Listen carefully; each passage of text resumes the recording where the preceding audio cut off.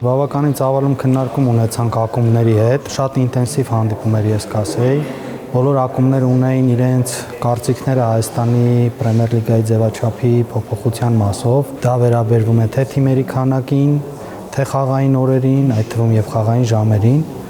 Քննարկեցինք նաեւ Հայաստանում մարզված ֆուտբոլիստների կանոնակարգի կետը, խաղադաշտում միաժամանակ քանի ֆուտբոլիստ եւ հետագայում ոնց են ակումբները դրան նայում։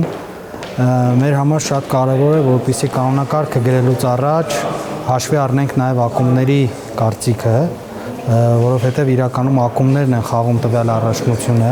եւ շատ կարեւոր է, որպեսզի յուրաքանչյուր ակումբ հստակ իմանա, թե ինչ է ուզում։ Այդ մասով ես գնահատում եմ, որ հանդիպումը անցավ բավականին լավ եւ հավելեմ նաեւ, որ նմանատիպ հանդիպումներ մենք փորձելու ենք անցկացնել բավականին հաճախ տարբեր կանոնակարգային հարցերի շուրջ։ Մենք առաջարկել ենք ֆորմատներից կարծում ենք 12 թմով հանդես գալը հաջորդ երկու մրցաշրջանում,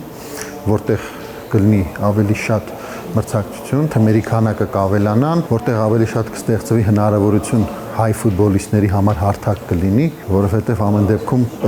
Պրեմիեր լիգայում խաղալով հայ երիտասարդները ավելի մեծ փորձ են ձեռք բերում, ավելի շատ ֆուտբոլային աճ են գրանցում։ Ինչ վերաբերվում է լիմիտի քանակին, կարծում ենք, որ պետք է այն արհեստականորեն ավելացնել, այն քանակը, որ կա այս պահին պահպանենք։ Մեր ակումբի դիրքորոշումը ձևաչափի վերաբերյալ շատ հստակ է։ Մենք ուզում ենք, որպեսզի լինի 8 թիմ եւ 4 մրցաշրջան, համապատասխան հիմնավորումները ժողովի ընթացքում մենք տրամադրեցինք։ Համապատասխան փոփոխություններ ենք առաջարկել մրցումների բաժին մարզումային փոխհատուցումների վերաբերյալ, Հայաստանում մարզված ֆուտբոլիստների սահմանման վերաբերյալ եւ մի շարք այլ խնդիրների վերաբերյալ եւ կարծում ենք հենց այսպիսի քննարկումների դեպքում մենք կարողանանք հասնել արդյունքի Հայաստանի ֆուտբոլի զարգացման նպատակով։ Սա առաջի դեպքն է, որ բոլոր ակումբները հավաքվում են եւ ֆեդերացիայի հետ քննարկում են, որ ձևաչափի մեջ ավելի կոմֆորտնի կլինի յուրաքանչյուր ակումբի համար։ Կարծում եմ, որ չի կարող մի բան որոշվի, որ բոլորի սրտով լինի, բայց որոշակի ինչ-որ կոմպրոմիսի գնայի, լավ համագործակցություն է դառնում ակումբներ,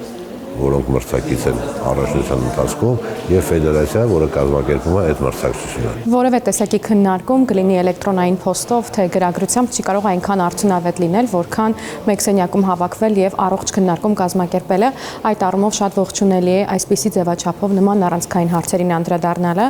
եւ լիահույս ենք, որ հետագայում եւս ֆուտբոլային այն առանցքային հարցերը, որոնք վերաբերում են ակումբներին, որոնք վերաբերում են մրցումների անցկացման կարևորագույն հարցերին եւս կքննարկվեն այսպիսի ձևաչափով։ Հայաստանում մարզված ֆուտբոլիստների քանակի ավելացումը մեզ համար ամենակարևոր հարցերից մեկն է եւ ամենացավոտ, որովհետեւ մենք առաջին հերթին ամեն ինչ անում ենք, որպեսզի նպաստենք մանկապատանեկան ֆուտբոլի զարգացմանը։ Միևնույն ժամանակ համարում ենք, որ արհեստական քվոտավորումը խոչընդոտում է զարգացմանը հակառակը եւ թույլատնում է մրցակցությունը։ Մենք կարծում ենք, որ արկա լիմիտը, արկա սահմանաչափը պետք է պահպանվի, այն ինչ պետք է փոփոխվի եւ դա արտացոլված է նաեւ մեր առաջարկում, որ արդեն իսկ թիմերը այս պահին կանգնած են սելեկցիայի մեծ դժվարությունների առաջ, որովհետև Հայաստանում չունենք մրցունակ այդպիսի քանակի Հայաստանում մարզված ֆուտբոլիստներ։ Տվյալ փոփոխությունները կանոնակարգային գործելու են 2026, 27, 27-28 եւ 28-29 մրցաշրջանների համար։ Եկող մրցաշրջանը 2025-26-ը որպես այդպիսին էական փոփոխություններ առաջնության ձևաչափի մասով չի կրելու։ Մենք